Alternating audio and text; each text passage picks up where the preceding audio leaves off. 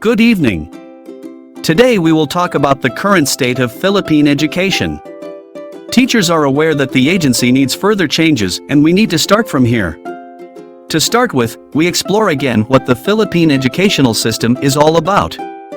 For the most part, the Philippine education system is composed of public and private institutions, with the Department of Education, DepEd, overseeing the public schools and the Commission on Higher Education, CHED, regulating higher education institutions. Despite recent reforms and improvements, the Philippine education system still faces significant challenges, such as insufficient resources, outdated curriculum, and inadequate teacher training and compensation. One of the most pressing issues in Philippine education is access to quality education, particularly for students in marginalized communities. Many schools lack basic resources such as textbooks, school supplies, and classrooms, while some students have to walk long distances or even swim to reach their schools. This results in lower enrollment rates and higher dropout rates, especially among children from low-income families. The quality of education in the Philippines also needs improvement. While some schools are known for their academic excellence, others struggle with outdated curricula, poorly trained teachers, and inadequate facilities. The Philippines ranks lower than many of its neighboring countries in international assessments of educational quality, such as the Program for International Student Assessment, PISA.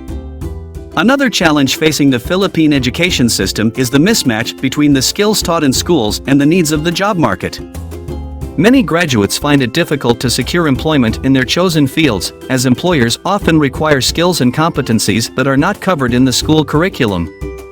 This has led to calls for more vocational and technical education programs that can better prepare students for the demands of the job market. Teacher quality is also a significant issue in Philippine education. While there are many highly qualified and dedicated teachers in the country, many others lack proper training, certification, and support. In addition, teacher salaries are often low, leading to high turnover rates and difficulty in attracting and retaining talented educators. The COVID-19 pandemic has further exacerbated the challenges facing the Philippine education system. School closures and the shift to remote learning have highlighted the digital divide in the country, with many students lacking access to devices and internet connectivity.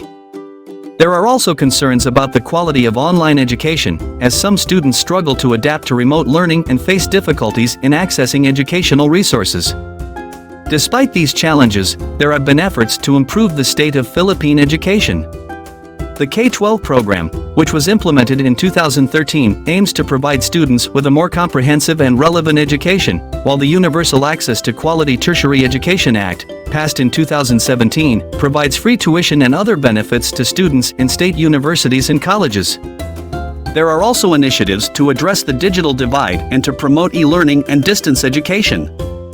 In addition, there are ongoing efforts to reform teacher training and professional development, with the aim of improving the quality and effectiveness of teaching in the Philippines. The DepEd has also introduced various programs and interventions to improve student performance and reduce dropout rates, such as the Alternative Learning System and the Child Protection Policy. Overall, while there are significant challenges facing the Philippine education system, there are also opportunities for reform and improvement.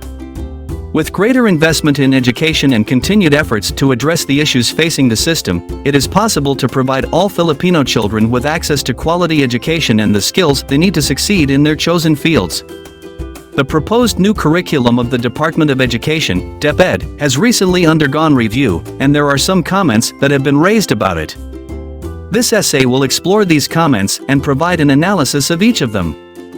The first comment pertains to the need for more high-flex teaching and learning pedagogies. This involves the use of technology to facilitate the delivery of instruction, which can be beneficial for learners who are unable to attend classes physically. The commenter suggests that non-teaching personnel should be hired to do administrative tasks or paperwork of teachers, so that teachers can focus more on teaching and learning activities. This is a valid point, as teachers often have to spend a lot of time on administrative tasks that could be handled by support staff. By freeing up teachers from these tasks, they can devote more time and energy to teaching and improving their pedagogical skills. The second comment pertains to differentiated instruction, DI, which the commenter believes should be minimized or avoided. The rationale for this is that DI can breed discrimination, as some students may be singled out for special treatment or attention.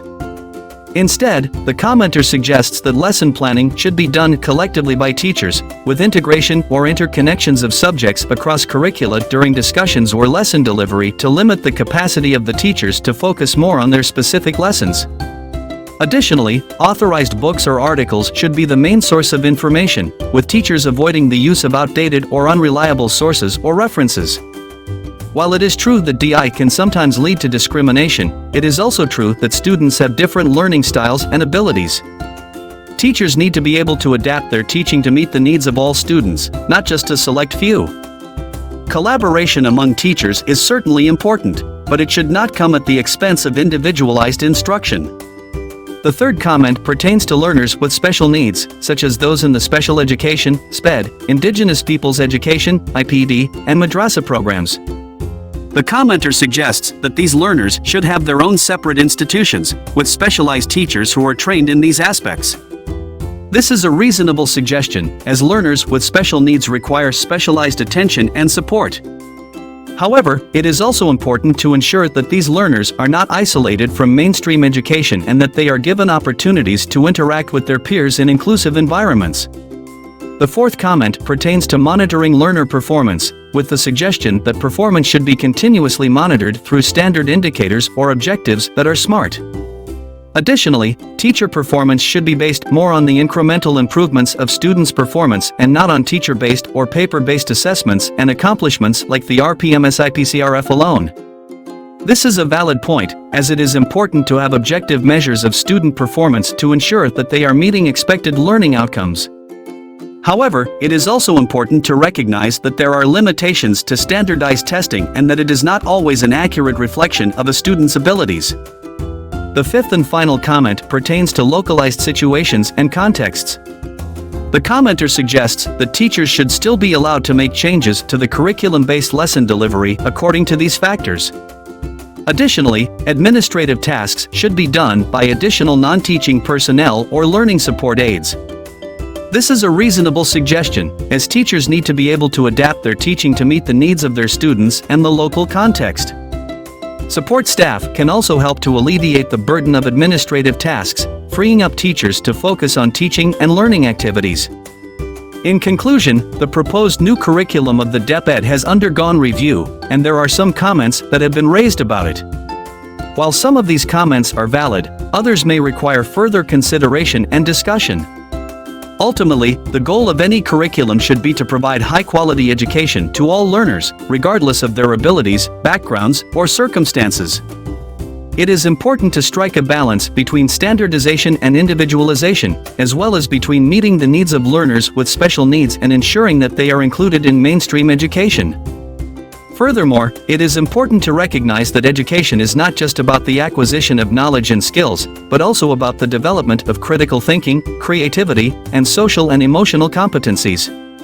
Teachers should be given the necessary support, training, and resources to foster these competencies in their students, while also continuously improving their own professional practice. In conclusion, the comments on the DEEP's proposed new curriculum provide valuable insights into how education can be improved in the Philippines.